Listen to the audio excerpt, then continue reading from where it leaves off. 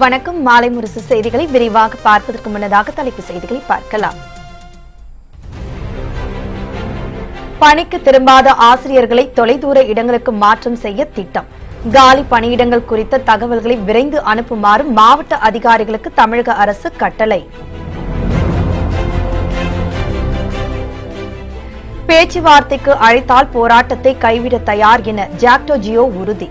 முதலமைச்சருடன் தான் பேச்சுவார்த்தை நடத்த முடியும் எனவும் திட்டவட்டம். டெல்லியில் முப்படைகள் பாசறை திரும்பும் வண்ணமிகு விழா. குடியரசுத் தலைவர், பிரதமர் உள்ளிட்டோர் ராணுவ இசை நிகழ்ச்சியை கண்டு களித்தனர்.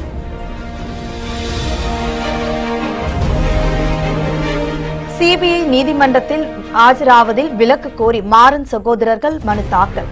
விசாரணை கேள்விக்குறியாகிவிடும் என கூறி சென்னை உயர்நீதிமன்றம் நிராகரிப்பு.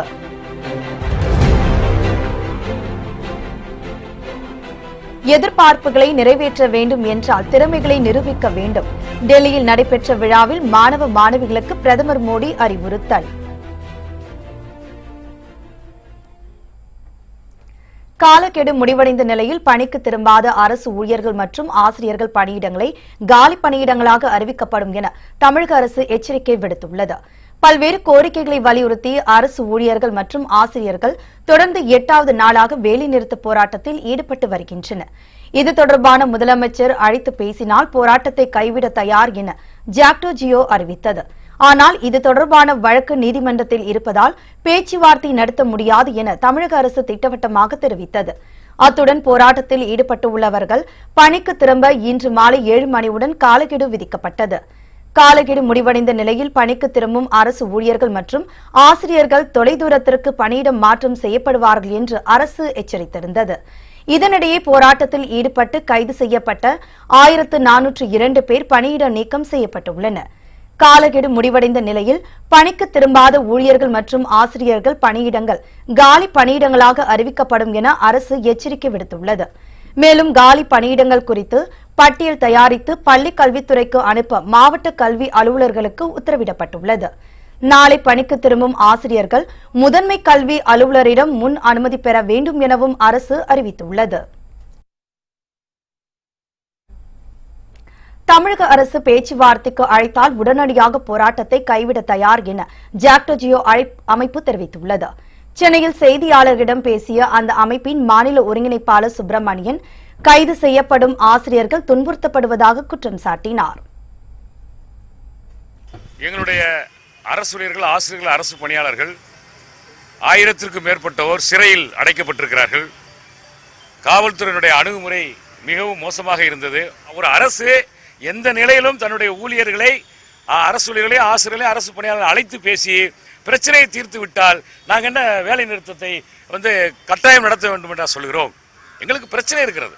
இவ்வளவு பிரச்சனைக்கும் நாங்கள் போறோம் சொன்னால், வேலை நிறுத்தத்துக்கு போறோம் சொன்னால் அதில் நியாயம் இருக்கிறது என்றுதானே அர்த்தம். செங்கோட்டையன் அவர்கள், மாண்புமிகு அமைச்சர் ஜெயக்குமார் அவர்கள், மாண்புமிகு அமைச்சர் வருவாய்த்துறை அமைச்சர் 3 பேரும் எங்களோட பேச்சுவார்த்தை நடத்தினாங்க. பேச்சுவார்த்தையில் முதல்வரிடம் கவனத்துக்கு கொண்டு போனாங்க சொன்னாரு. ஆனால் எங்களுடைய பிரச்சனைகள் அந்த பேச்சுவார்த்தைக்கு பின்னால் தீரல. அதனால் இதற்கு அடுத்தது யாரு? முதல்வர் தான். முதல்வர் பல பேச்சுவார்த்தைகள் நடத்தியிருக்கார். எனவே முதல்வர் பேசினால் இந்த பிரச்சனை தீர்வு வரும் என்று நாங்கள் கருதுவோம்.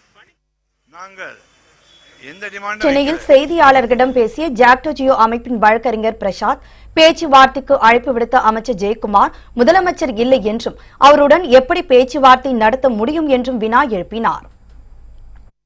இப்போ பிரச்சனை முடியலன்னா ஏதாவது ஒரு மத்தியஸ்தம் யாருக்கிட்டாவது விடணும். ஒரு ஹைகோர்ட் ஜட்ஜ் ரிட்டையர் ஆனவர்களுக்கு, எங்களுக்கும் திருப்திகராக இருக்கக்கூடிய ஒரு ரிட்டையர்ட் ஹைகோர்ட் ஜட்ஜி பிரச்சனையை விடணும். இடைக்கால நிவாரணம் கொடுக்கணும். இடைக்கால நிவாரணம் கூட கொடுக்கல. சென்ட்ரல் கவர்மெண்ட் அவங்க எம்ப்ளாயீஸ்க்கெல்லாம் கொடுத்துருக்காங்க. மகாராஷ்டிரா கொடுத்துருக்காங்க. இதுக்கு மேலே பண்ண முடியாது. நீங்கள் கொடுக்குற ஃபிகர்ஸ் எல்லாம் இவங்க டிஸ்பியூட் பண்ணுறாங்க. 71% டிஸ்பியூட் பண்ணுறாங்க. இது பேச்சுவார்த்தையில் தானே முடிக்க முடியும். ஜெயக்குமார் சொன்னார். ஜெயக்குமார்லேருந்து சீஃப் மினிஸ்டர் கிட்ட போகணும். ஜெயக்குமார் சீஃப் மினிஸ்டர் இல்லையே. ஏதாவது பேச்சுவார்த்தைக்கு வாங்க. எந்த விதமான டிஸ்டர்பன்ஸும் இருக்குது. எங்களுக்கும் ஸ்டூடெண்ட்ஸுக்கு, டீச்சர்ஸ் எல்லாமே வேலைக்கு போகணும் தான் இருக்காங்க. பட் அதுக்கு பேச்சுவார்த்தை நடத்த வேணும். சீஃப் மினிஸ்டர் முன்னாலே நாங்கள் போய் கன்வின்ஸ் பண்ணணும்னு சொல்கிறாங்க லீடர்ஸ். அவர் பார்க்க மாட்டார். அப்படின்னு சொன்னால் அதனுடைய அர்த்தம் என்ன? ஜாக்டோ ஜியோ அமைப்பினரின் தொடர் போராட்டத்தை அரசு முடிவுக்கு கொண்டுவர வேண்டும் என தமிழக அரசியல் கட்சித் தலைவர்கள் கருத்து தெரிவித்துள்ளனர். அவர்களின் கருத்துக்களை இப்பொழுது பார்க்கலாம். மாணவர்களுக்கான பொதுத் தேர்வு நெருங்கிக் கொண்டிருக்கிற வேளையில், நாடாளுமன்ற பொதுத் தேர்தலும் நெருங்கிக் கொண்டிருக்கிற சூழலில் அரசு முரண்டு பிடிப்பது, பிடிவாதம் செய்வது ஆட்சி நிர்வாகத்திற்கு மிக பெரும் இடையூறாக அமையும். ஆகவே அச்சுறுத்தும் நடவடிக்கைகளை கைவிட்டு ஜாக்டோ ஜியோ கூட்டு நடவடிக்கை குழுவின் தலைவர்களை அழைத்து சுமூகமான முறையிலே பேச்சுவார்த்தை நடத்தி தீர்வு காண வேண்டும். அரசு அவர்களை கைது செய்வது, ஒழுங்கு நடவடிக்கை எடுப்பது போன்ற போக்குகளை கைவிட வேண்டும் என்று விடுதலை சிறுத்தைகள் கட்சி வலியுறுத்துகிறது. ஜாக்டோ ஜியோ அமைப்பினருடைய கோரிக்கைகள் நியாயமானவை. அதை இந்த அரசாங்கம் அவங்க என்ன கேட்கிறாங்க, எங்களை கூட்டு பேசுங்க, அதில் இப்போ எதை செய்ய முடியும், அடுத்த கட்டமாக எதை செய்ய முடியும், இல்லை எதை செய்யவே முடியாது, இது கஷ்டம் அப்படிங்கிறத கூட்டு பேசணும்னு தான் அரசாங்கத்துக்கு நான் டெய்லி கோரிக்கை வச்சுக்கிட்டு இருக்கேன். ஜாக்டோ ஜியோ அமைப்பை சார்ந்தவர்கள் தொடர்ந்து போராடி கொண்டிருக்கிறார்கள். இவர்களுடைய நியாயமான கோரிக்கைகளை அரசாங்கம் ஏற்று அந்த போராட்டத்தை உடனடியாக முடிவுக்கு கொண்டு வர வேண்டும். பழைய ஓய்வூதியம் உள்ளிட்ட 9 கோரிக்கைகளை வைத்து அவர்கள் போராடி கொண்டிருக்கின்றார்கள். ஒரு மாதத்தில் தேர்வுக்கு செல்ல இருக்கின்ற மாணவ மாணவிகள் அந்த நலனெல்லாம் கருதி இந்த போராட்டத்தை அரசாங்கம் முடித்து வைக்க வேண்டும். மொத்தத்தில் ஆசிரியர்கள் போராட்டம் என்பது அவருடைய போராட்டத்தை இந்த லீவு நாட்களில் அவங்க கடுமையான போராட்டம் நடத்தலாம், தப்பே இல்லை. இந்த வகுப்பறையில் இருக்கின்ற மாணவர்கள் மாணவிகள் கடுமையாக பாதித்துக் கொண்டிருக்கிறார்கள். பரீட்சை நேரம் நெருங்கி கொண்டிருக்கிறது. இந்த தருணத்தில் அவர்கள் உடனடியாக வேலைக்கு திரும்பி மாணவர்கள் மாணவிகளுக்கு படிப்பை சொல்லிக் கொடுக்கக்கூடிய பணிகளிலே அவர்கள் ஈடுபடுத்திக் கொள்ள வேண்டும் என்பதை நாங்கள் வலியுறுத்தோம். புதிதாக தேர்ந்தெடுக்கக்கூடிய ஆசிரியர்களும் தெளிவான தேர்ந்தெடுக்கப்பட்டு அவர்களையும் பெர்மனண்டாகவே சேர்க்கப்பட வேண்டும் என்பதை நாங்கள் வலியுறுத்தோம். நீதியரசர் சொல்லியிருக்கிறார் கோர்ட்டில், இப்போ நீங்க டெம்பரரியா சேர்ப்பவர்கள் மீண்டும் பெர்மனண்ட் ஆவதற்கு இவர்களும் போராடுவாங்க. ஆகவே அந்த நிலைக்கு நீங்க தள்ளக்கூடாது என்பதை நியாயமான வலியுறுத்தல். தமிழகம் முழுவதும் ஜாக்டோ ஜியோ அமைப்பினர் தொடர்ந்து 8வது நாளாக வேலைநிறுத்த போராட்டத்தில் ஈடுபட்டு வருகின்றனர். பழைய ஓய்வூதிய திட்டத்தை அமல்படுத்த வேண்டும் என்பது உள்ளிட்ட 9 அம்ச கோரிக்கைகளை வலியுறுத்தி தமிழகம் முழுவதும் அரசு ஊழியர்கள் மற்றும் ஆசிரியர்கள் தொடர்ந்து 8வது நாளாக போராட்டத்தில் ஈடுபட்டு வருகின்றனர்.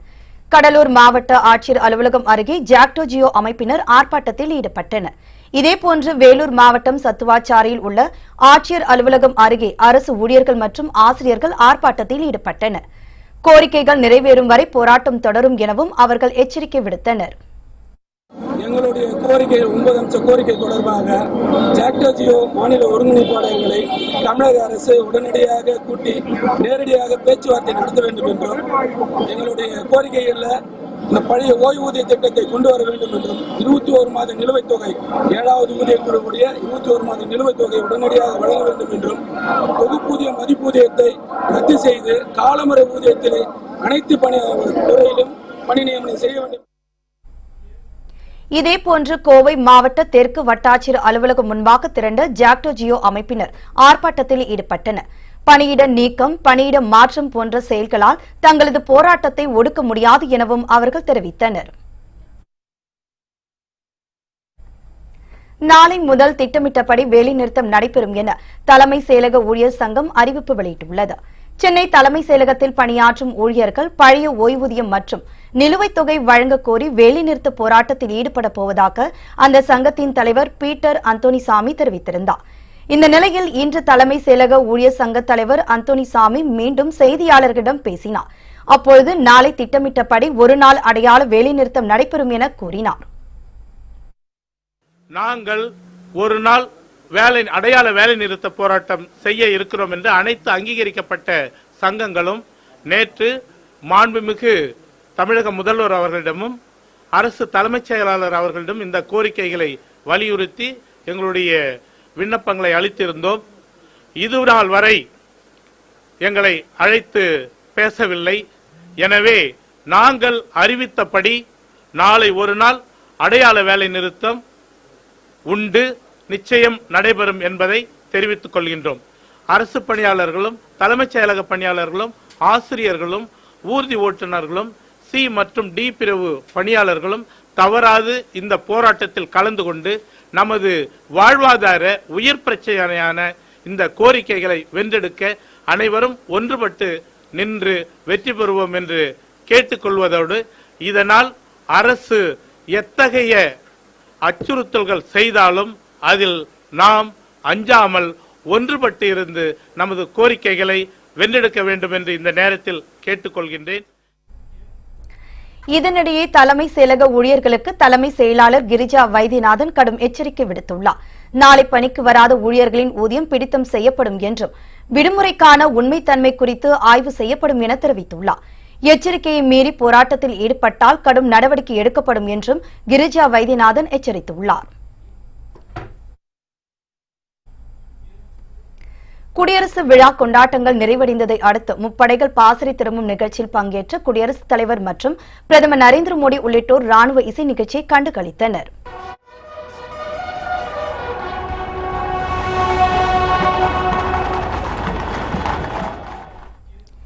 எழுபதாவது குடியரசு தின விழா கொண்டாட்டங்கள் கோலாகலமாக முடிவடைந்துள்ளன.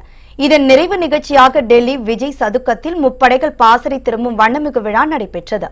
விழாவின் துவக்கமாக ராணுவ இசைக்குழுவின் அணிவகுப்பு நடைபெற்றது. இதைத் தொடர்ந்து குடியரசுத் தலைவர் ராம்நாத் கோவிந்த் மரபுப்படி 6 குதிரைகள் பூட்டிய சாரட் வண்டியில் வந்திறங்கினார். இந்த நிகழ்ச்சியில் குடியரசுத் தலைவர் ராம்நாத் கோவிந்த், துணைத் தலைவர் வெங்கையா நாயுடு, பிரதமர் மோடி மற்றும் அமைச்சர்கள் உள்பட பலர் பங்கேற்றனர். முப்படைகளின் 30 இசைக்குழுவை சேர்ந்த 1000க்கும் மேற்பட்ட ராணுவ இசை கலைஞர்கள் கலந்து கொண்டு பேண்ட் வாத்தியங்களை இசைத்தனர்.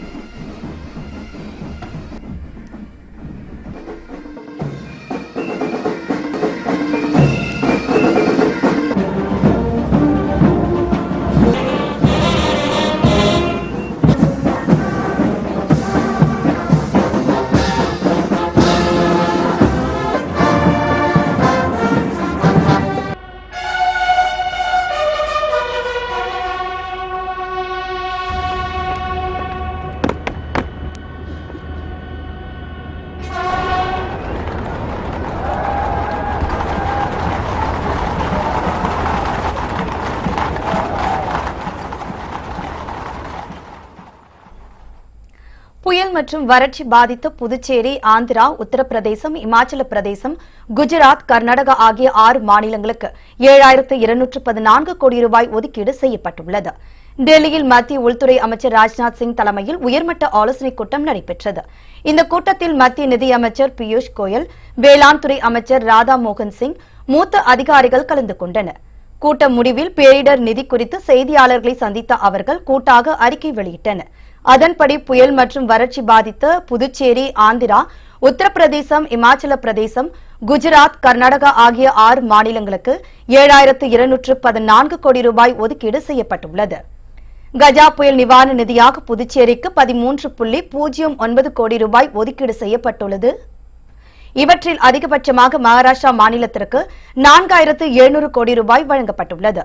கடும் வறட்சியால் பாதிக்கப்பட்ட கர்நாடக மாநிலத்திற்கு 949.49 கோடி ரூபாய் வழங்கப்படுவதாக அறிவிக்கப்பட்டுள்ளது. இதேபோல் ஆந்திராவிற்கு 900.4 கோடி ரூபாய், உத்தரப்பிரதேச மாநிலத்திற்கு 191.73 கோடி ரூபாயும் வழங்கப்பட்டுள்ளது. தமிழகத்தின் சார்பில் கஜா புயல் பாதிப்புக்காக முதல் கட்டமாக 353 கோடி ரூபாயும், அடுத்த கட்டமாக 1146.12 கோடி ரூபாயும் ஏற்கனவே அறிவிக்கப்பட்டது குறிப்பிடத்தக்கது. சிபிஐ நீதிமன்றத்தில் நாளை ஆஜராவதில் இருந்து விலக்கு கோரிய மாறன் சகோதரர்களின் கோரிக்கை மனுவை சென்னை உயர்நீதிமன்றம் நிராகரித்துள்ளது. சட்டவிரோத BSNL இணைப்பு வழக்கில் நாளை குற்றச்சாட்டு பதிவு செய்ய வேண்டும் என்று சிபிஐ நீதிமன்றம் உத்தரவிட்டிருந்தது. இந்த நிலையில் ஆஜராவதில் இருந்து விலக்கு கேட்டு மாறன் சகோதரர்கள் சார்பில் சென்னை உயர்நீதிமன்றத்தில் மனு தாக்கல் செய்யப்பட்டது. இந்த மனுவை விசாரித்த நீதிபதிகள் மாறன் சகோதரர்கள் இந்த வழக்கில் கட்டாயம் ஆஜராக வேண்டும் என உத்தரவிட்டனர். ஆஜராகவில்லை என்றால் விசாரணையின் வெளிப்படைத்தன்மை கேள்விக்குறியாகிவிடும் என்றும் நீதிபதிகள் தெரிவித்தனர். மேலும் வழக்கு தொடர்பான எந்த கோரிக்கையாக இருந்தாலும் விசாரணை நீதிமன்றத்தை நாட மாறன் சகோதரர்களுக்கு நீதிமன்றம் உத்தரவு பிறப்பித்துள்ளது.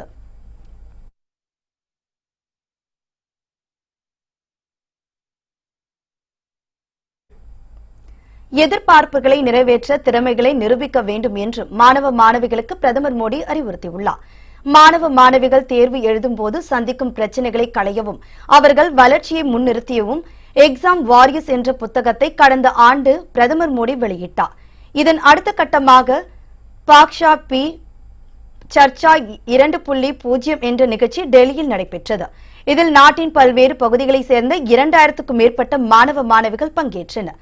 நிகழ்ச்சியில் காட்சிப்படுத்தப்பட்ட மாணவ மாணவிகளின் ஓவியங்களை பார்வையிட்ட பிரதமர் மோடி பின்னர் அவர்களிடையே கலந்துரையாடினார். அப்பொழுது பேசிய அவர், பெற்றோர்களால் நிறைவேற்ற முடியாத கனவுகளை தங்களது குழந்தைகளிடம் எதிர்பார்க்க கூடாது என வலியுறுத்தினார். மேலும் எதிர்பார்ப்புகளை நிறைவேற்ற திறமைகளை நிரூபிக்க வேண்டும் என்றும் மாணவ மாணவிகளுக்கு பிரதமர் மோடி அறிவுறுத்தினார்.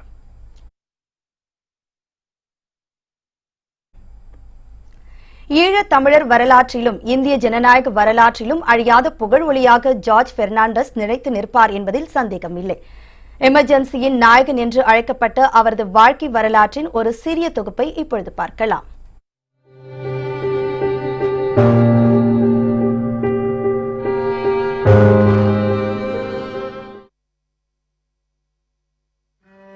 கர்நாடக மாநிலத்தில் மதகுருவாக பணியாற்றிய ஜார்ஜ் பெர்னாண்டஸ் பின்னர் தொழிற்சங்கவாதியாக மாறினார். கர்நாடக மாநிலம் மங்களூருவில் ஜான் ஜோசப் பெர்னாண்டஸ் ஆலிஸ் மார்த்தாவின் மகனாக 1930ஆம் ஆண்டு ஜூன் மாதம் 3ஆம் தேதி பிறந்த அவர் பின்னாளில் புரட்சிகர எண்ணங்களால் தூண்டப்பட்டார்.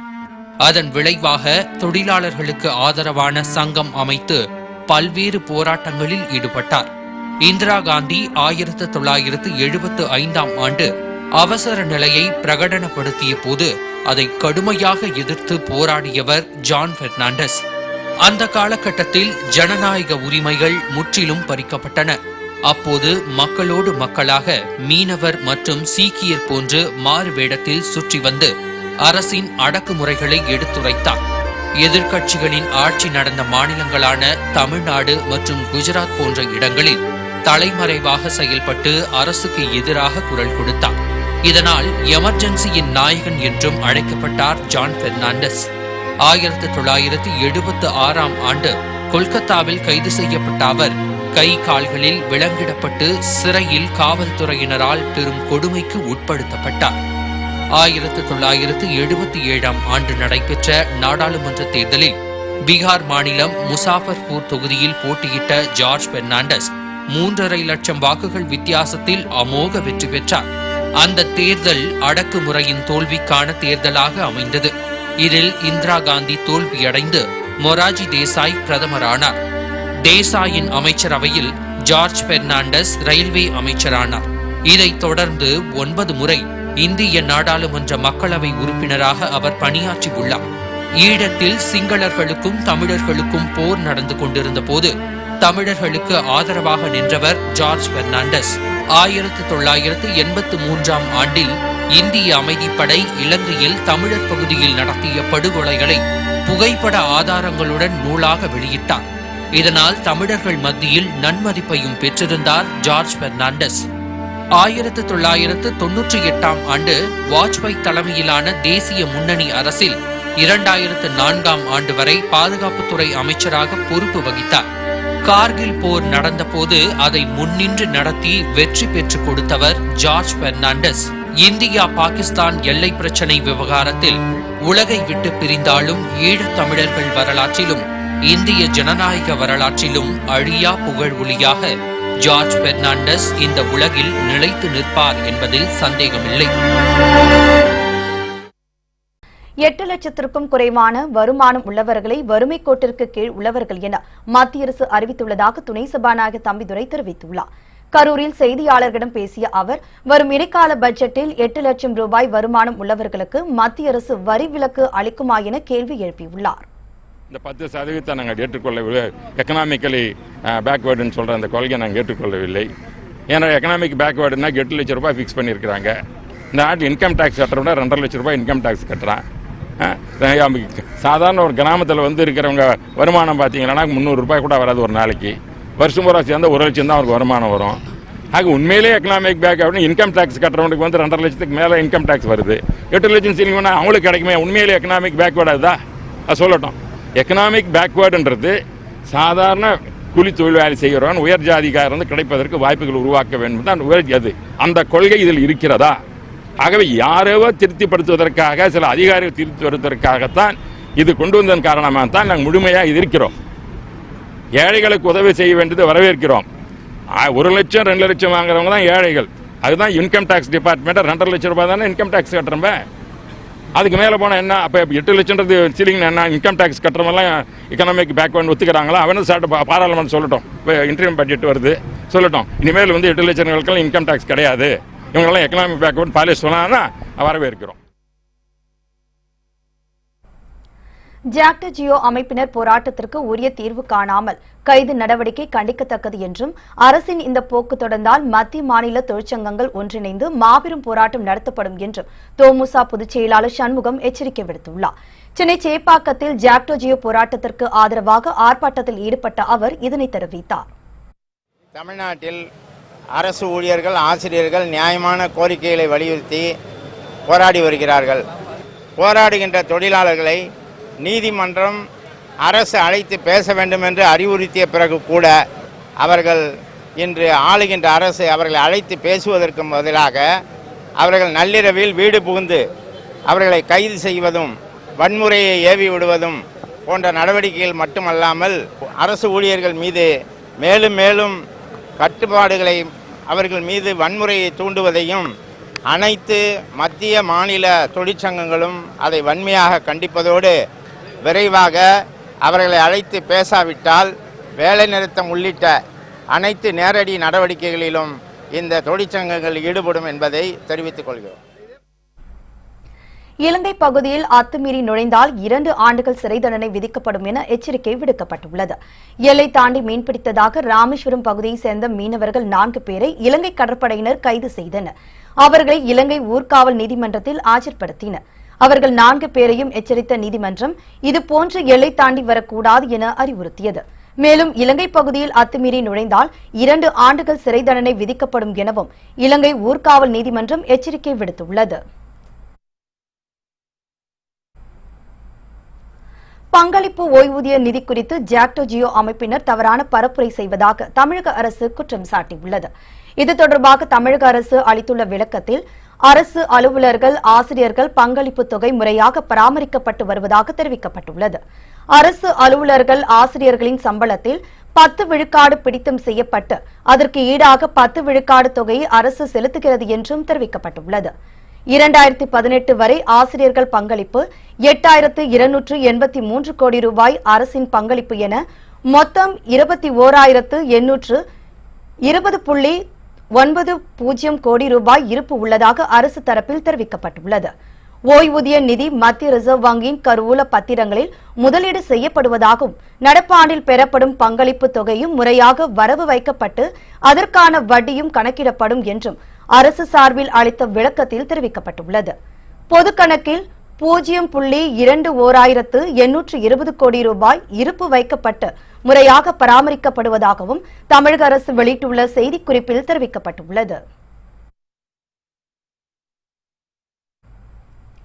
தமிழகத்தில் தொடர் போராட்டம் நடத்தி வரும் ஜாக்டோ ஜியோ அமைப்பினரை முதலமைச்சர் உடனடியாக அழைத்து பேச்சுவார்த்தை நடத்த வேண்டும் என நாம் தமிழர் கட்சியின் தலைமை ஒருங்கிணைப்பாளர் சீமான் வலியுறுத்தியுள்ளார். திண்டுக்கல் மாவட்டம் பழனி அருகே உள்ள ஆயக்குடியில் தமிழக ஜனநாயக கட்சியின் சார்பில் பழனி பாபாவின் 22வது நினைவேந்தல் நிகழ்வு நடைபெற்றது. இதில் சிறப்பு அழைப்பாளராக பங்கேற்ற சீமான் மண்ணின் மைந்தர்கள் தம்மை ஆதரித்தால் போதும் என்றும் திராவிட தேசிய கட்சிகளுடன் கூட்டணி வைக்கப் போவதில்லை என்றும் தெரிவித்தார். தமிழகத்தில் தொடர் போராட்டம் நடத்தி வரும் ஜாக்டோ ஜியோ அமைப்பினரை முதலமைச்சர் உடனடியாக அழைத்து பேச்சுவார்த்தை நடத்த வேண்டும் என்று சீமான் வலியுறுத்தினார். பொள்ளாச்சியில் ஆசிரியர்களை வேலை நிறுத்தத்திற்கு மூளை செலவை செய்த தலைமை ஆசிரியரின் வீடியோ காட்சிகள் வைரலானதை தொடர்ந்து அவர் மீது வழக்கு பதிவு செய்த போலீசார் தலைமை ஆசிரியரை தேடி வருகின்றனர். பொள்ளாச்சி அருகே உள்ள ரணம் முதலிப்புதூர் கிராமத்தில் உள்ள அரசு மேல்நிலைப் பள்ளியில் தலைமை ஆசிரியராக பணிபுரிந்து வருபவர் ஸ்நேகலதா. இவர் பொள்ளாச்சி நேதாஜி சாலையில் உள்ள மகளிர் மேல்நிலைப் பள்ளிக்கு சென்று அங்கிருந்த ஆசிரியர்களை மிரட்டும் தொனியில் பேசினார். யாருடைய போஸ்டிங்கும் நிரந்தரம் இல்லை, யாருடைய ஊதியமும் நிரந்தரம் கிடையாது. அப்ப இருக்கிற பட்சத்துல எப்படி தைரியமா உங்களால இத்தனை பேருக்கு துரோகம் பண்ணிட்டு ஸ்கூல்ல உட்கார்ந்து நீங்க போராட வேணாம், கோஷப்பட வேணாம், பள்ளிக்கு வராம இருக்கலாம். நீங்க தான் பெரிதா தியாகம் பண்ற ஆசிரியர்கள் நினைச்சுக்காதீங்க. உயிர் கொடுக்குற ஆசிரியர்கள் நிறைய பேர் இருக்காங்க. சரி, அப்படியே வெற்றி பெற்று ஒரு சலுகை வந்தாலும் அதை கைகட்டி வாங்குறதுக்கு உங்களுக்கு என்ன தகுதி இருக்குதுன்னு கொஞ்சம் யோசிப்பாரு. தயவு செய்து நீங்க போராட்டத்துக்கு வரீங்களோ மறியலுக்கு வரீங்களோ அதை பத்தி வேண்டாம். அதுக்கு சிலர் நேர்ந்து விட்ட மாதிரி இருப்பாங்க எப்பவுமே எல்லா சமயத்துலயும்.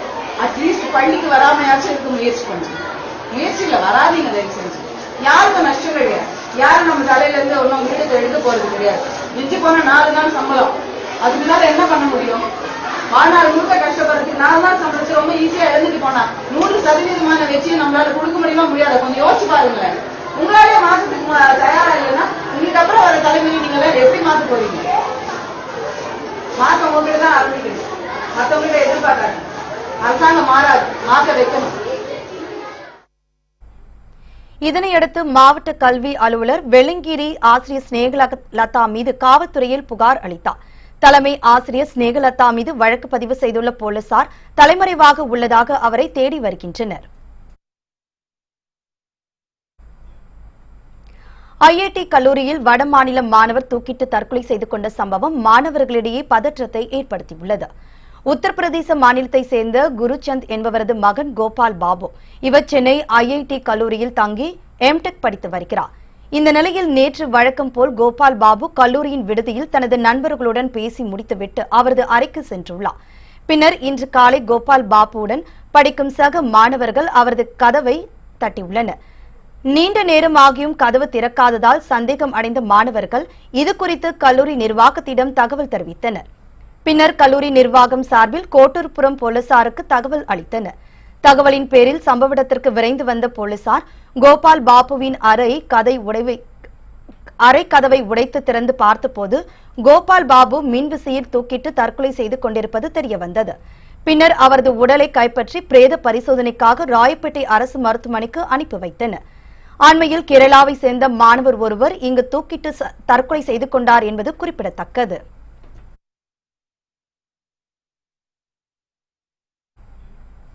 புத்தம்பதிய செய்திகள் அவ்வப்போது முழுமையாக மாலை முரசு தொலைக்காட்சி வழங்கும். தொடர்ந்து இணைந்திருங்கள் மாலை முரசு தொலைக்காட்சியுடன். வணக்கம்.